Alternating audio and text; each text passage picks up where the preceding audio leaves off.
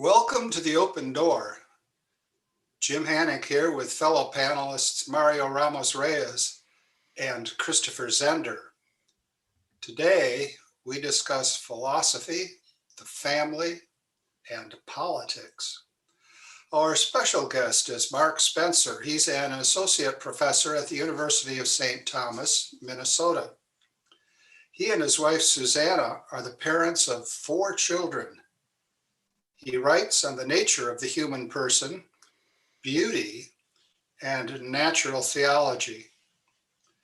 Professor Spencer's first book, The Irreducibility of the Human Person, a Catholic Synthesis, is forthcoming from the Catholic University of America Press.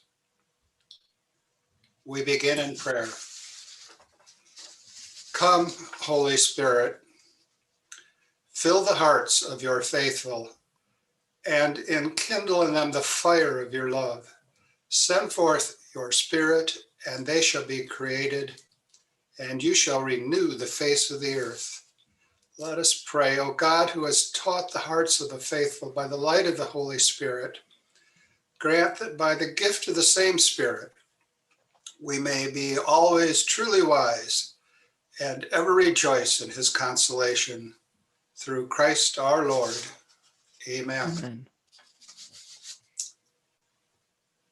Professor Spencer, Mark, could you begin by telling us a bit about your students? Yeah. I have to tell you before I get too serious here. I've been known to say that the word student rhymes with rodent. And I was corrected by a student. She said, No, it rhymes with prudent, not rodent. All right, go ahead if you will. Thanks, Jim. And thank you for having me on this program. It's a pleasure to be here. My students are sort of varied. Many of our majors here at the University of St. Thomas are seminarians. I would say probably 75% of them are seminarians, and they're a real joy to teach. Many of our other students come from a wide range of backgrounds. Most of the classes that we teach are not for our majors, rather they're for the core curriculum. And I think it's that way at a lot of Catholic schools. Most of our freshmen are business majors or engineering majors. Those are by far our largest majors. So it's a bit of a challenge to teach many of them because they're not natively interested in philosophy, but it's a real joy to teach them as well, to sort of awaken intellectual interests that they didn't know they previously had, and to help them see that these philosophical problems, while they might seem sort of esoteric and intellectual at first, are really of importance to everyone. So we cover a lot of basic ethical and political sort of issues, as well as a lot of natural theological issues. Is there a God? Do we have immortal souls? Things that really should be and are of interest to everyone. The remaining philosophy students here at the University of St. Thomas, many of them are interested in going on in law, but they're very inquisitive, intellectually inclined sorts of people, and it's a real joy to teach them. Mario is teaching even now, manning the walls of Jerusalem, as it were. And he knows when students are given rave reviews, whereas in fact, some of them need to have grave reviews. So I'm going to ask him to push you a little bit on this report, glowing as it is, of your students. Well, about the students, what you're saying that you have a couple of type of students, seminarians and also let's call, I don't know, Gentiles or people who come from different perspective, background. And these people are the ones that are you said don't have this attraction to philosophy. Or at least the attraction is different from those who are going to go into priesthood. Yes. Now, my question is there any reason why these people, those who come from different backgrounds, are not attracted to philosophy? Is there anything in their background that prevent them from being the way that they are? Is there anything in the culture that prevent them from be excited about the ultimate question, so to speak? Yeah, I think there's a couple of things that influence them in this way. One is that they've just never been exposed to these sorts of questions before. Unless they went to a serious Catholic or Christian or classical sort of school, and that's very, very few of them, they've just never heard about philosophy. It's just not on their radar. The idea that you could ask these sorts of questions about the existence of God or the nature of the human person, and that you could do so in a rational way, that is a way where you're not just expressing your opinion or your feelings or what you've been taught in a particular religious tradition, but that you could really approach these questions through argument and through evidence, is just not something that most of them have ever even considered. And they've never been exposed to this sort of idea by their parents in their high school education or earlier education, or even many of them in their religious upbringing have never been exposed to the idea that there could be a rational approach to these sorts of questions. So it's just sort of not on their radar. And then I think a second thing that influences them is they've all been educated into a sort of what I would call utilitarianism. That is the view that everything that one does and everything that one learns has to be of instrumental value.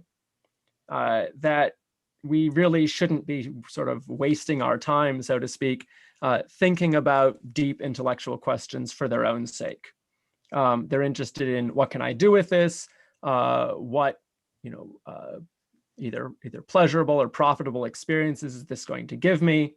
What am I going to be able to do with this job-wise?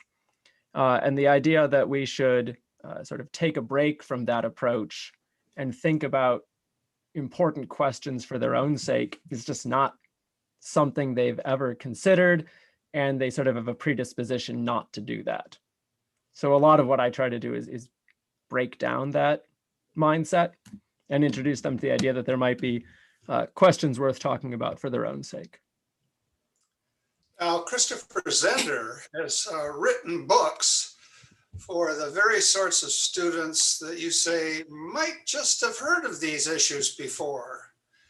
And the idea is that it's never too early for scholarship. And scholarship should lift up the classroom. And you want to pursue that, Christopher.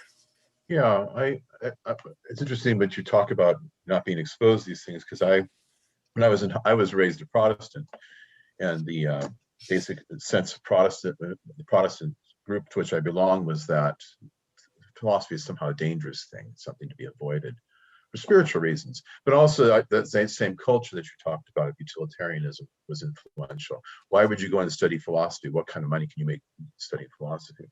Well, I happened to have the good fortune to have a mentor in high school who was my Latin teacher, and he introduced me to philosophy. So I ended up going on and studying philosophy. The thing is that that was sort of like I would call my Hortensius experience. St. Augustine, he read Cicero's Hortensius, and he was converted to the study of philosophy while he was studying rhetoric in Cambridge. Do you provide a Hortensius experience to any of your students? Have any of them suddenly said, I'm a business major, but now I'm going to go study philosophy. I'm going to pursue wisdom? Yeah, I've had a few, not a large number by any means, but a few. And that's enormously gratifying. And I find that I think in each case that I can think of right now, it's through reading the classics. So I do a lot of Plato, I do a lot of Aristotle in my freshman classes. And there are a few students, one every couple of years, that this is just incredible to them. this approach opens up a whole new world. And yeah, I've had a few students do that. I've had a few students who have decided to take their faith more seriously. I had one student who decided to not only take his faith more seriously, but become a priest as a result of one of my classes. But it's through that study of the classics that this happened. And in particular, I find Plato has this effect on people. There's just something about the way he writes and the way that Socrates asks questions that really appeals to a certain small subset of students. Yeah, it's interesting because I know one of the arguments that moved me to the study of philosophy was precisely that it's useless. You know, that idea that I'm not just an instrument of economic advancement, that there's something higher than that. And that I get an appeal to a religious sense too. Even before I became a Catholic, yeah, there is something higher, there's something better, to which I'm ordered and which I'm directed. That is that I should pursue. Yeah, I mean, that idea was enormously influential on me as well. And I think I'm enormously privileged to be able to live a life in which I can spend nearly all my time thinking about things that are intrinsically valuable rather than merely instrumentally value. And it's also that which attracted me to the study of beauty, that I find beauty takes us out of ourselves and offers us an opportunity for contemplation that's immediate and that's, again, intrinsically worthwhile, and where I don't have to be spending my time thinking, what's the practical result of this? Yeah. You know, I think we all welcome those experiences, but they can go in the other direction. I once did a seminar that focused on possible worlds. And one of the best students in that seminar went on to become a podiatrist. He thought it would be better to keep both feet on the ground after that. At any rate, connecting with people's experiences, we know is critical. And you're not just a Thomist, you're a phenomenological Thomist. And that's got to do with connecting with experiences. Could you tell us a bit about how that works? Certainly, yeah. So maybe it'd be helpful to sort of think about the two parts of what I take myself to be, the Thomist part and the phenomenological part, and then I'll say a little something about how I try to put the two together. So a Thomist, of course, is someone who is a follower of Thomas Aquinas, who builds upon the work of Aquinas and his commentators. And I think sort of in terms of actual beliefs, what a Thomist is committed to is fundamentally a realist worldview. That is the view that there are real beings, that the world is not merely a matter of our interpretation or our perception, and that we have access to real beings, and that we can reason about these beings causally, and that we can reason from the beings that we experience up to the existence of God. And furthermore, that the thing that is of fundamental and paramount importance in beings is their existence, that there's something about just the fact that beings exist, that beings are actual, that is, should be the source of the deepest wonder. A phenomenologist is someone who is committed to contemplating and describing the structure of experience. So phenomenology is this very disparate movement that grew up over the course of the 20th century and now the 21st century. It's gone in many different directions, some of them helpful, some of them not.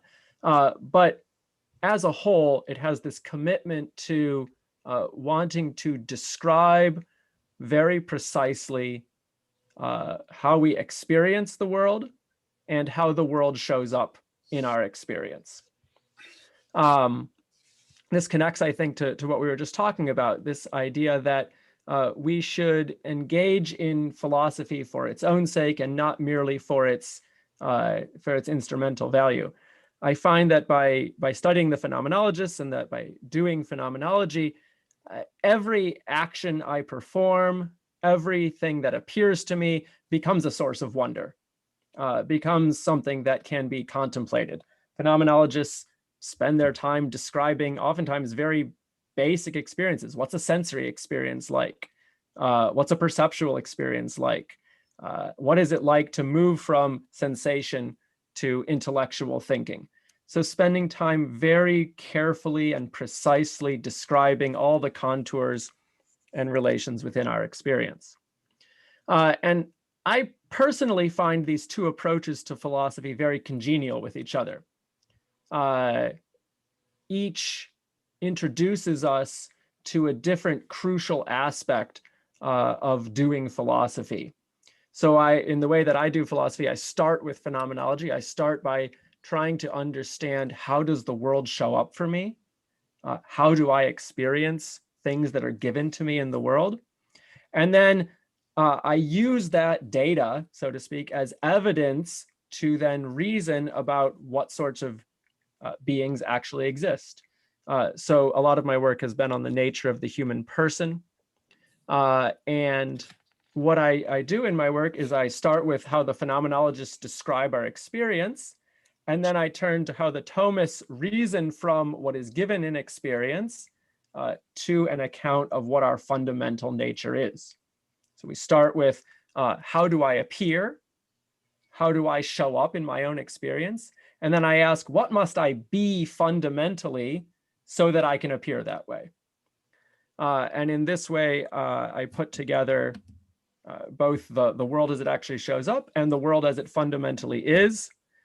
And I'm able to do both very abstract metaphysical questions in philosophy, thinking about the fundamental nature of the human person. What is a soul?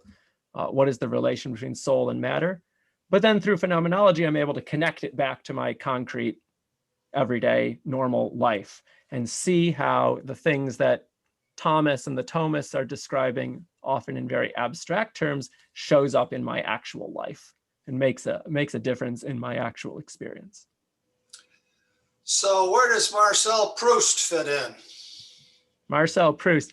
I've only read a little Proust. I recently tried to start reading Proust's big novel in translation. My French is not that great. So I started trying to read it in translation. I'm going to be honest, I didn't get very far. Now somebody might say, look here, Henry James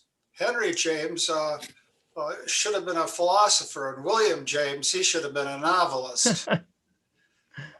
When you talk about the detailed, textured experience of everyday life, mm-hmm.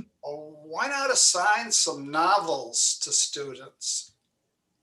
Yeah, I think that's a good idea. I've taught various works of Walker Percy, who was heavily influenced by the phenomenologists and the existentialists. And that also, maybe I should have mentioned that earlier when talking about works that have had a positive impact upon students and awakened a philosophical sense in them. When I've taught Percy's book, Lost in the Cosmos, that's had an enormously good influence on a certain subset of students, not everyone. Some people are offended by it. But yeah, I totally agree. And the phenomenologists themselves liken what they do to the work of novelists, artists. They are sort of trying to do what a novelist does, but in philosophical language. Tolstoy has a wonderful short story, Man and Master. And it has to do with being lost in an ever worsening snowstorm. And I suppose in Minnesota, that experience might be fairly widely shared. Yes, yes. Oh, all right, Mario, take us forward. Well, it is very interesting, your description of phenomenology and Thomism. But going back to students, it seems going back to them.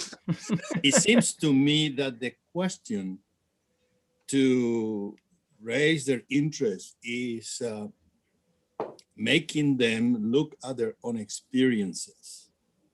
In other words, when a Thomist, an Orthodox Thomist, let's call that way, make argument and try to demonstrate whatever the issue is, any student, whether seminarian or not, feel detached from that argument, because that argument is something that perhaps is related to that person, but not exactly to his or her own experience.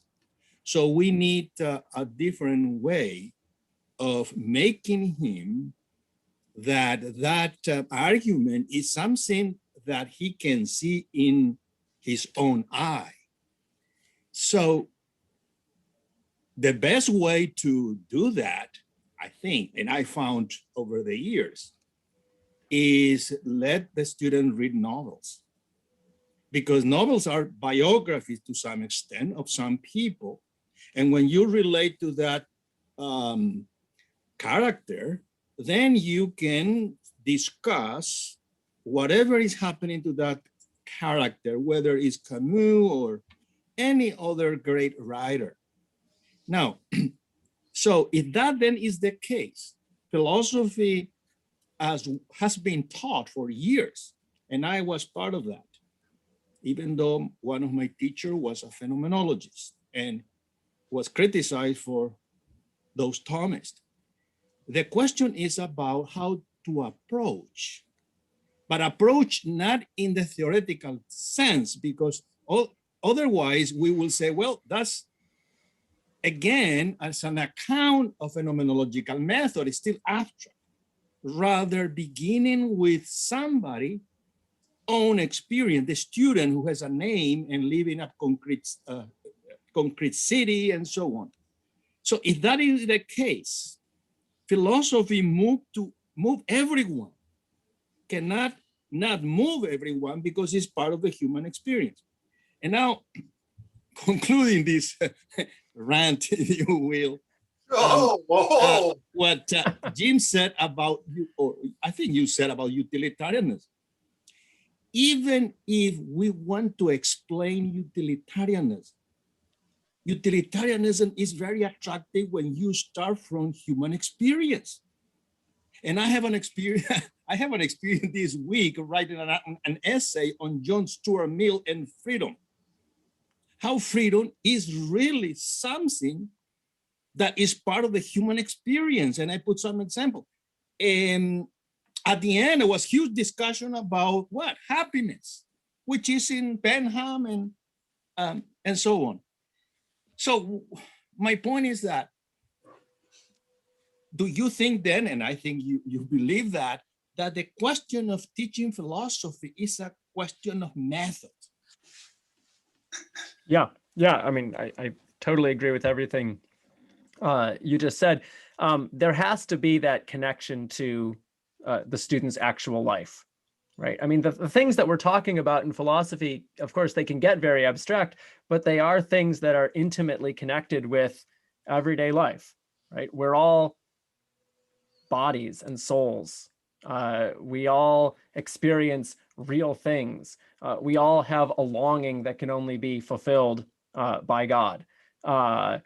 We all have, as it were, intellectual needs, right? Needs that go beyond merely making a profit, merely feeling pleasure, right? Needs that have to do with knowledge and freedom. And these are things that I think really every student, every person is concerned with, even if they haven't put these names to it. So yeah, I think it's absolutely crucial that the first stage, or maybe even the biggest stage of teaching philosophy, is showing the students how these questions arise out of everyday concrete life. So yeah, I think novel writing or novel reading can do that. I think also just having the students reflect upon their own experience and try to more precisely describe their own longings, their own needs, their own desires can be a great basis for opening up these questions. So they can see, yeah, in my own desires for happiness and my own desires for living in a more just society, my own desire for healthy relationships and so forth, I'm already asking these questions. I just didn't realize it. Or I'm already concerned with these issues. I just didn't realize it. So I've used the novel writing technique. I use a lot of art in class, paintings, music, things like this. But even more than those, I spend a lot of time having the students reflect upon their own experience. Whenever we come to a new topic, whatever it might be, virtue, God, beauty, whatever, we spend a lot of time just talking about their own thoughts, their own sort of, half-formed ideas, but still genuine beginnings of ideas before we turn to what Plato or Aristotle or Aquinas or whoever says about it. And in that way, I find they can see, at least to some extent, how these issues are really of importance to them, even if they didn't previously understand that.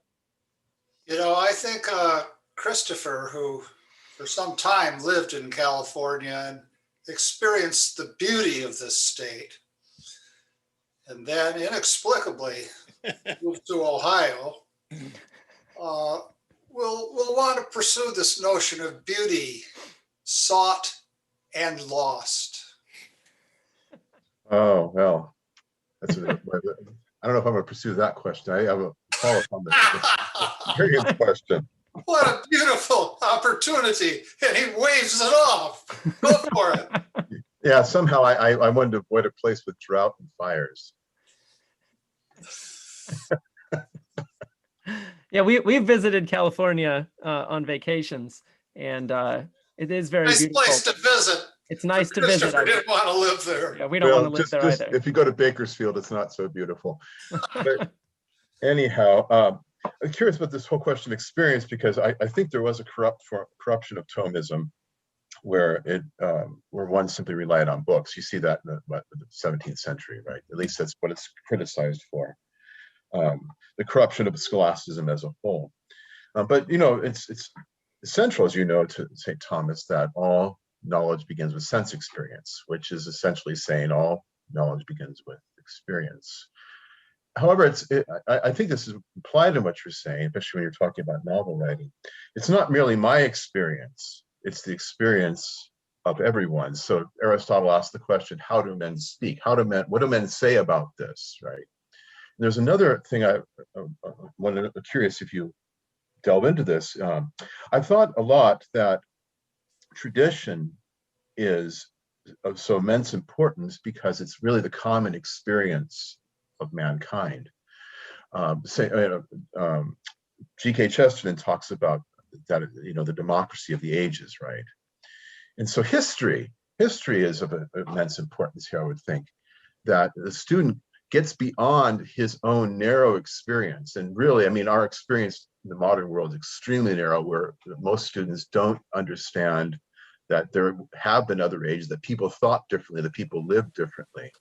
But to delve into that historical record and to shake them up a bit with seeing that, people thought very differently about these questions than you do. Why should we prefer what you think to what these people think? How does one bring students, plant them into the soil of the ages and such in our time? Yeah, I think this is, again, a place in which reading the classics, reading Plato, reading Aristotle, reading these ancient writers is of enormous importance.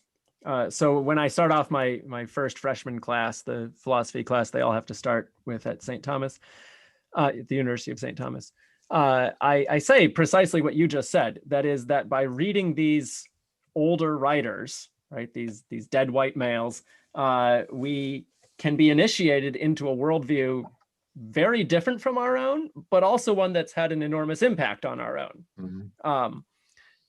Now, drawing examples from history, appealing to historical experience is difficult, again, precisely for the reason I think you pointed out, that students just don't know history. They're not aware of things that have happened in the past. They haven't learned it. They haven't really been exposed to it.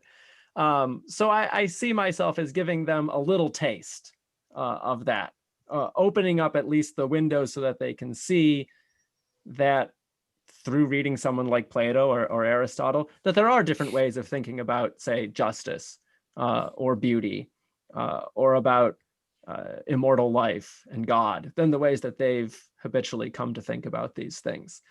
And I think that is important because our own experience is not just isolated. Our experience is intersubjective. I experience myself, as it were, through the experience of others. My experience of the world is opened up by encountering others, and all of that needs to be brought to bear on these questions. Yeah, and that's especially true when you're married, because your wife is always willing to tell you what she thinks about you, right? That's right. That's right. How she experiences you. Yeah, yeah. But I know it's for me, when I taught high school, I did for many years. One of the things I tried to do with students, I would take them out. We lived in a rural area, so I'd take them out into the fields because I realized these kids had no experience of even the natural world in which they lived. I'd ask them questions, and when you're driving on the road, I talk about the different oak trees that are in the area, and they had no idea they were there. Or I would ask them, I'd say, you believe, for instance, that the earth revolves around the sun, right? I said, why do you think that? What do you experience? What is your, I'm not trying to, convert it to geocentrism, but I said, what makes more sense, right? What do your senses tell you? And that's, I want them to get back to that because that experience of nature, it just seemed to have been entirely lost to most people in our time. Yeah, when I teach aesthetics, I have them spend time with various beautiful objects, and I do a unit on beauty in nature, and I have the students, I tell them you need to go out and you need to spend at least half an hour in a beautiful place, and then write about the beauty of that place. And they find it difficult, some of them, to spend as much as a half an hour out in some beautiful place. That's always surprising to me. Do you tell them they can't bring their phones with them? I should. I haven't done that. I remember seeing in New Hampshire once, taking a hike. I saw a bunch of students coming down, this young group of people, and they all had they're all hooked up to music. And I thought, that's just horrible. Yeah.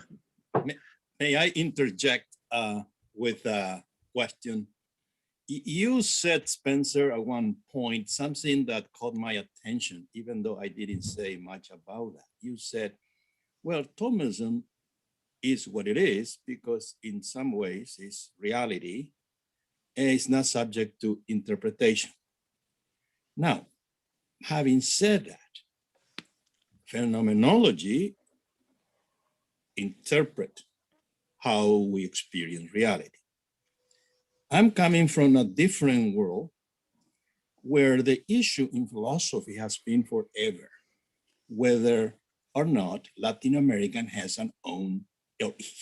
its own philosophy or not. And what type of philosophy is that? If you come from a Thomistic perspective, you say that's a wrong question. Philosophy is what it is, it's philosophy.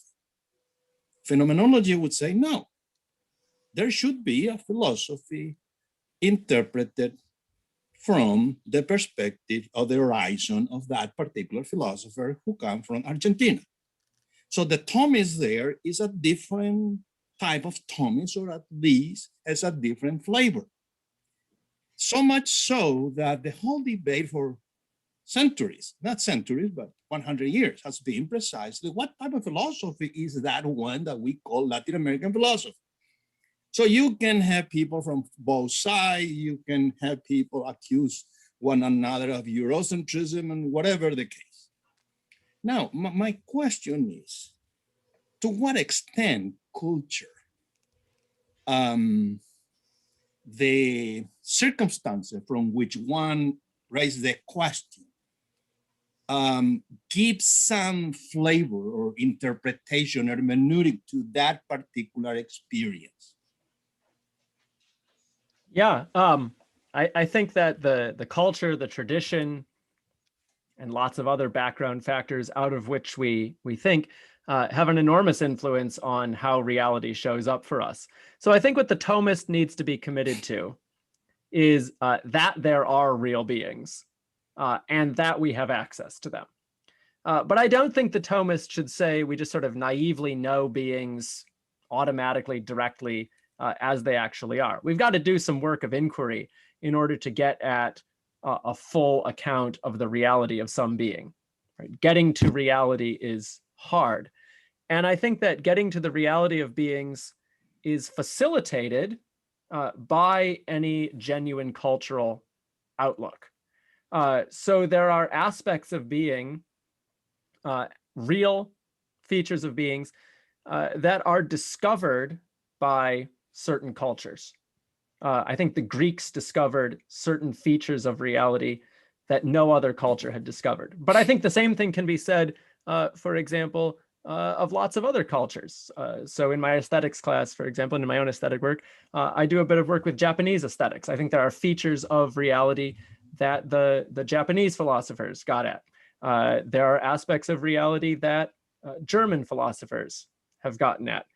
And likewise, there are aspects of reality that Latin American philosophers have discovered.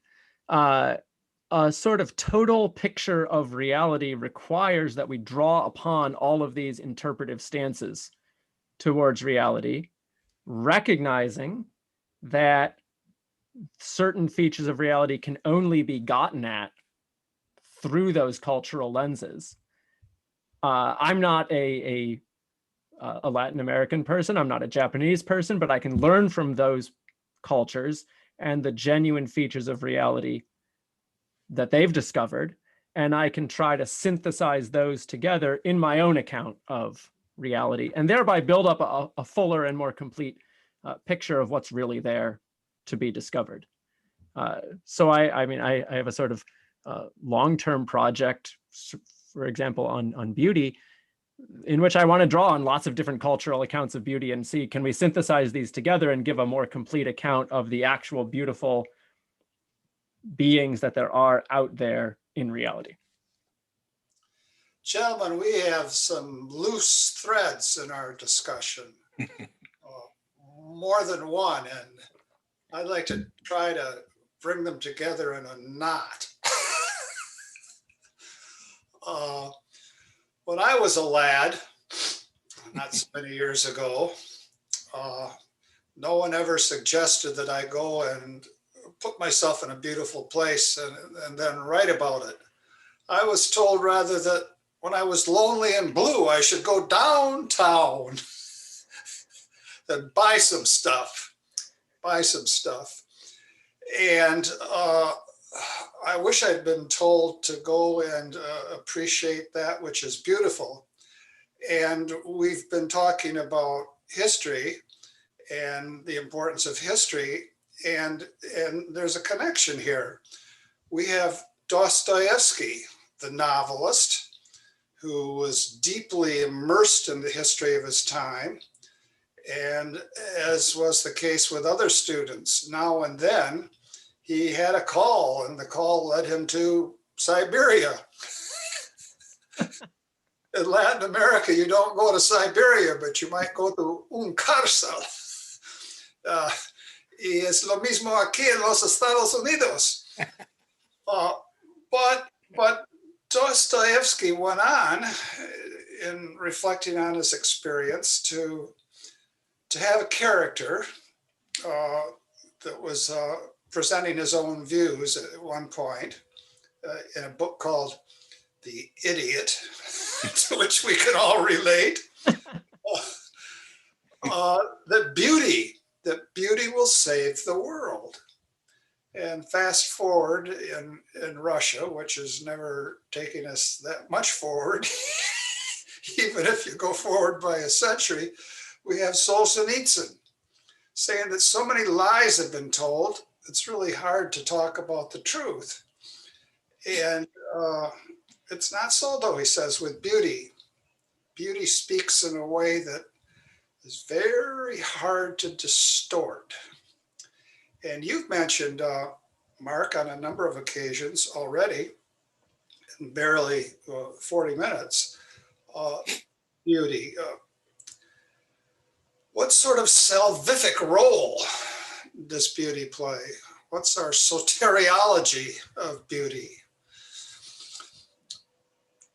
To wax jargonistic. Yeah, for me personally, beauty is of the utmost importance. I've worked a lot with Swiss theologian Hans Urs von Balthasar, and at the beginning of his monumental work, The Glory of the Lord, Balthasar talks about how the goodness can often seem moralistic. It can seem a matter of mere rule following, merely doing what society wants us to do or what some authority wants us to do.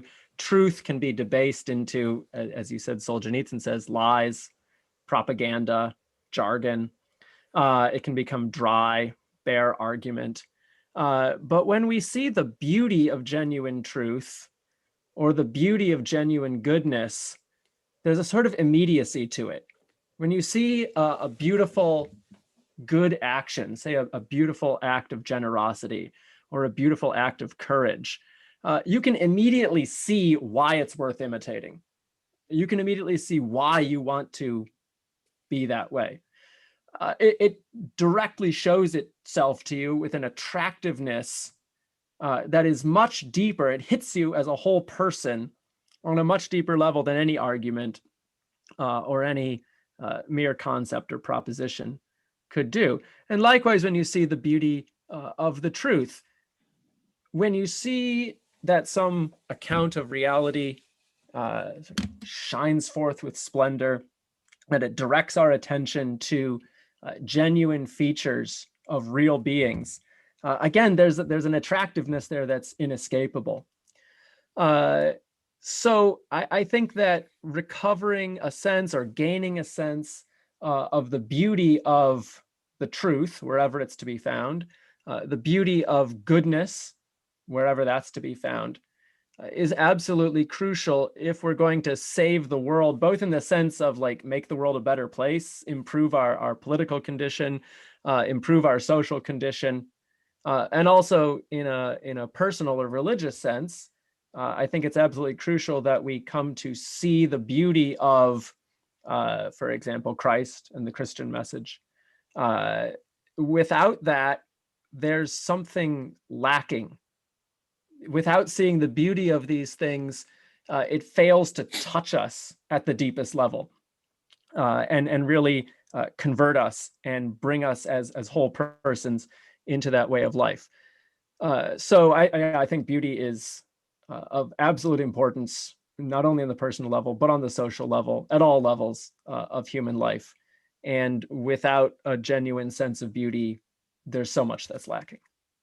If I may, isn't the problem though? I totally agree with you on the power and importance of beauty. My children are musicians and artists and things like that.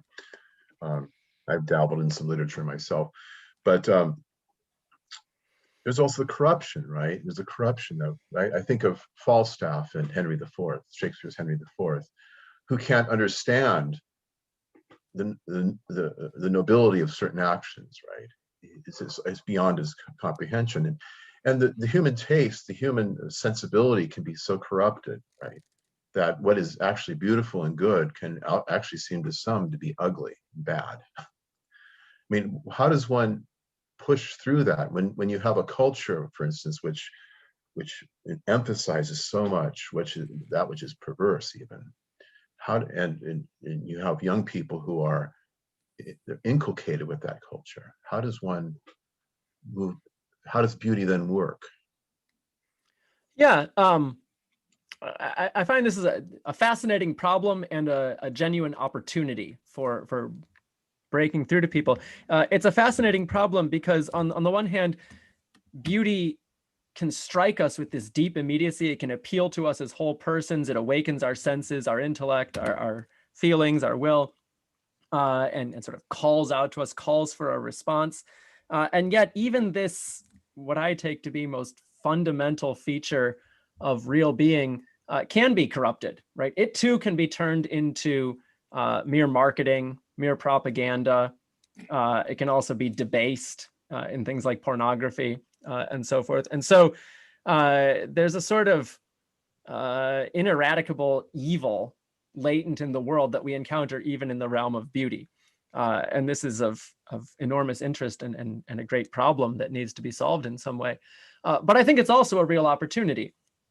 It's an opportunity because even in the ugliest of things, even in the most perverse of actions, there is still some germ of beauty that can be found there.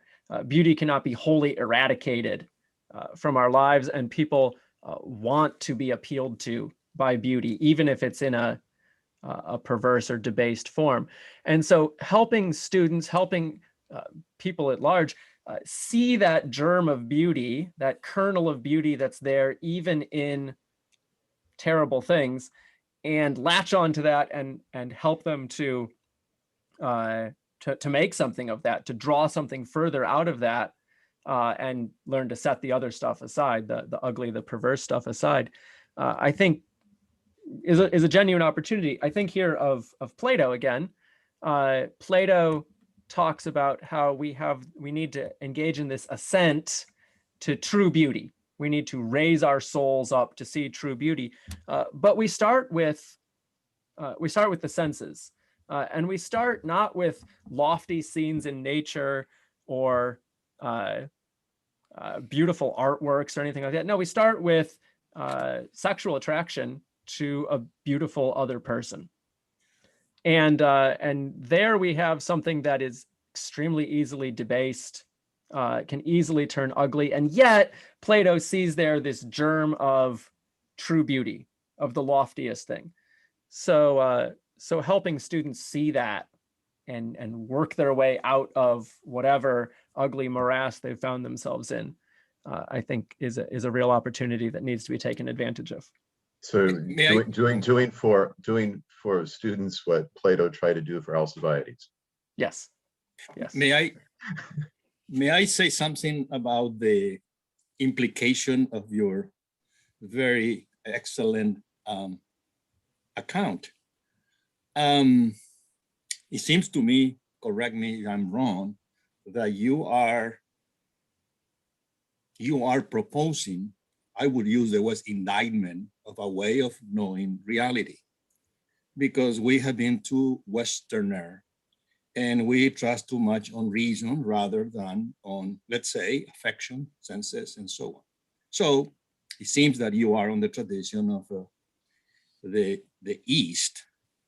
You trace back to Dennis and all this via negativa, which I completely agree. Now, if that is the case, we can claim, it's a claim, that Vatican II was a rereading from an experiential perspective of the tradition of the church, a phenomenological reading.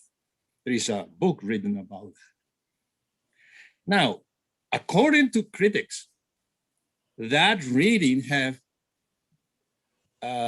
got us into a place where there is so much ambiguity in those interpretations that we are now in a very difficult situation. And they say, okay, that view that comes from that phenomenological tradition has got us into trouble. And then you have camps, we are fighting about these two, let's say, views. Even I would say that when you hear some preaching of bishops, they invoke values, principles, moral principles, which seems to me very moralistic. They are not talking about the beauty of Christ. The Pope does encounter attraction, all that, but the language of many bishops, not all, is very moralistic, so that you see the two traditions there, even though people may not realize that is at stake. What do you make about that? Is there any way that we can sit down and say, well, Balthasar is also got a point, because one side just demonize Balthasar, the others they know it's Garrigou-Lagrange, and so people who don't know much are completely at lost. Yeah, I mean, it's certainly a difficult situation in the church right now, and I certainly agree with I can agree with the critics in a certain sense, in the sense that there are a lot of problems in the church. There were problems in the church before Vatican II, of course, but there are a lot of problems now, and they need to be worked through. But again, I think it's a sort of a genuine opportunity. It's a time in the church where there's the possibility of a great deal of growth and building up of how we understand the faith. I think, for example, of that metaphor that Pope John the 23rd used when he opened the council, of opening the windows of the church.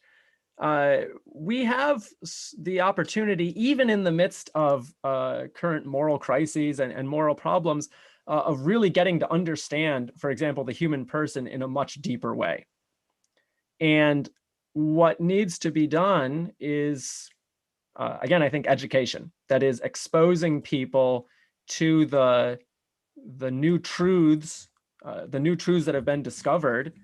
For example, I think of, say, John Paul II's theology of the body, which describes aspects of the human person very much, in keeping with the tradition, but opens up new opportunities for understanding the human person, human sexuality, human labor, and so forth.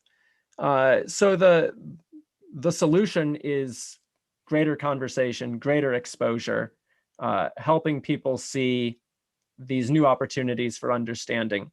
It's enormously difficult, of course. As you said, there are these different camps.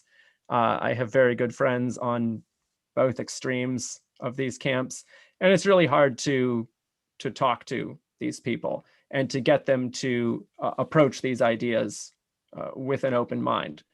But I think that's what has to be done. We just have to keep trying. And as with previous crises in the church, this is a growing period, and we'll get through it eventually. Thank you.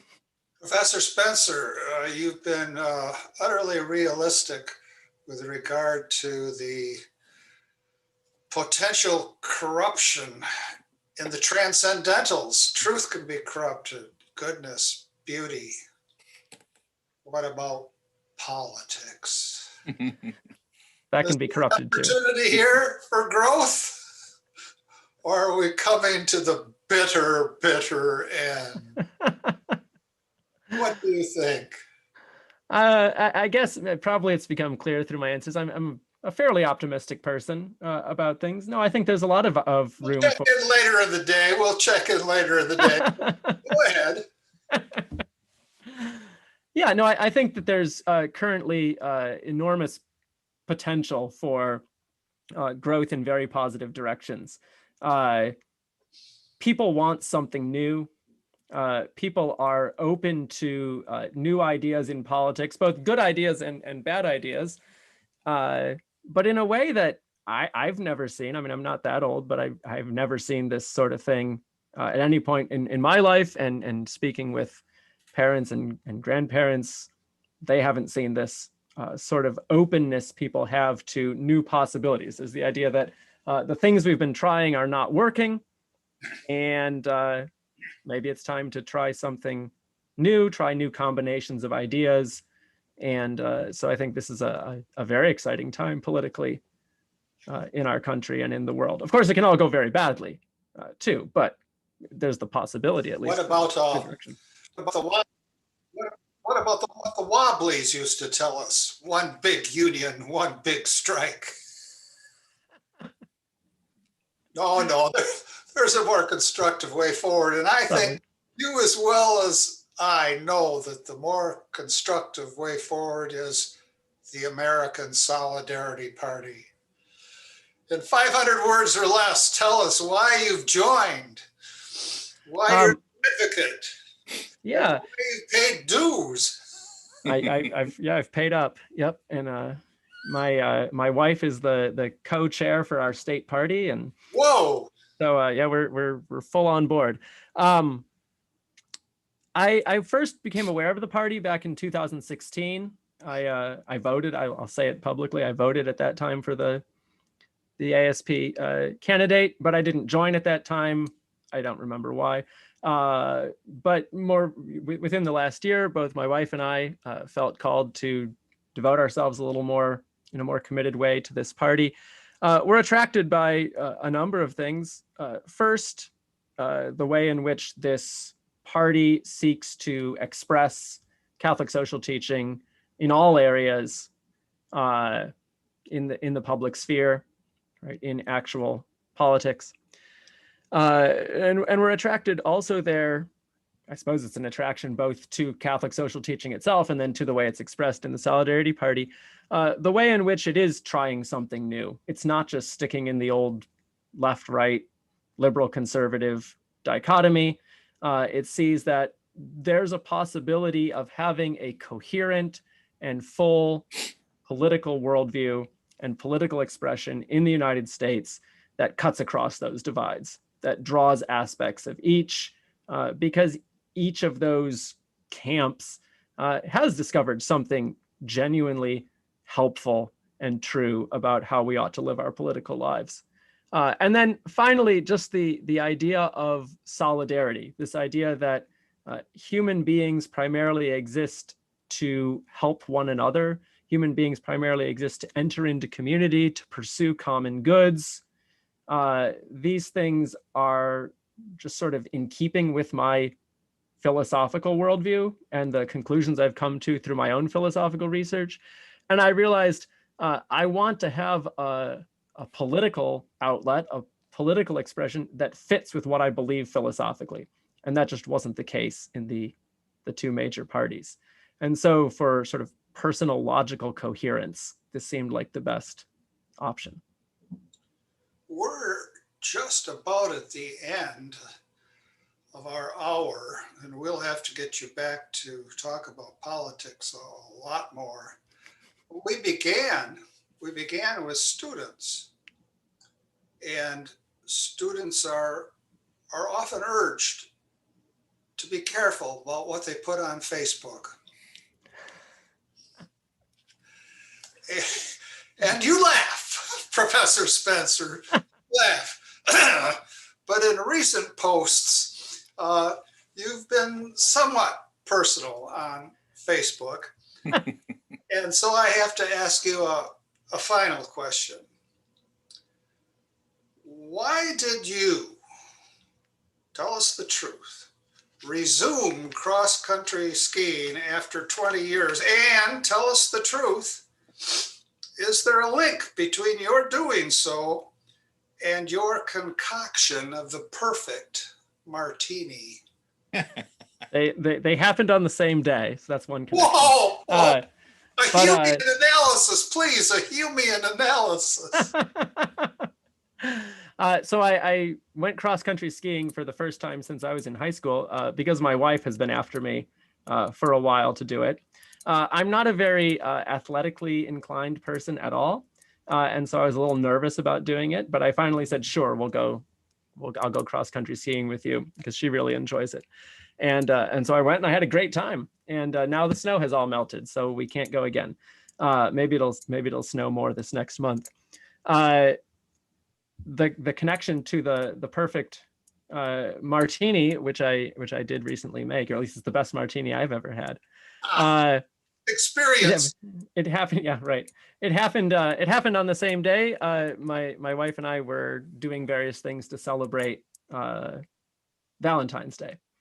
And so I was making drinks and tried that drink out, and it turned out very well. Both of these things, though, I think are connected to what we've just been talking about for much of the last hour, the desire to experience beauty wherever it can be found. Cross-country skiing seems like, I mean, I've only done it a few times in my life, but it seems like a great way to experience the beauty of the woods and the outdoors during winter, during a very cold and otherwise bleak time. And I have a sort of open conception of beauty. I think beauty can include the culinary arts. There's a sort of beauty to good food, good drink. And so I want to experience that as well. Thank you. Thank you. We'll end with the gospel for today, which tells us in a way that hits home and hits home hard about the beauty and the truth of service. As Jesus was going up to Jerusalem, he took the 12 disciples aside by themselves and said to them on the way, "Behold, we are going up to Jerusalem, and the Son of Man will be handed over to the chief priests and the scribes, and they will condemn him to death and hand him over to the Gentiles to be mocked and scourged and crucified, and he will be raised up on the third day." Then the mother of the sons of Zebedee approached Jesus with her sons and did him homage, wishing to ask him for something. He said to her, "What do you wish?" She answered him, "Command that these two sons of mine sit, one at your right and the other at your left in your kingdom." Jesus said in reply, "You do not know what you are asking. Can you drink the chalice that I am going to drink?" They said to him, "We can." He replied, "My chalice you will indeed drink, but to sit at my right and at my left, this is not mine to give, but is for those for whom it has been prepared by my Father." When the 10 heard this, they became indignant at the two brothers. But Jesus summoned them and said, "You know the rulers of the Gentiles lord it over them, and the great ones make their authority over them felt, but it shall not be so among you. Rather, whoever wishes to be great among you shall be your servant. Whoever wishes to be first among you shall be your slave. Just so the Son of Man did not come to be served, but to serve, and to give his life as a ransom for many. Come, Lord Jesus, come." Thank you. Thank you very much. Yeah, Thank you. See you later. We'll be back in touch, knocking on your door. Thank you.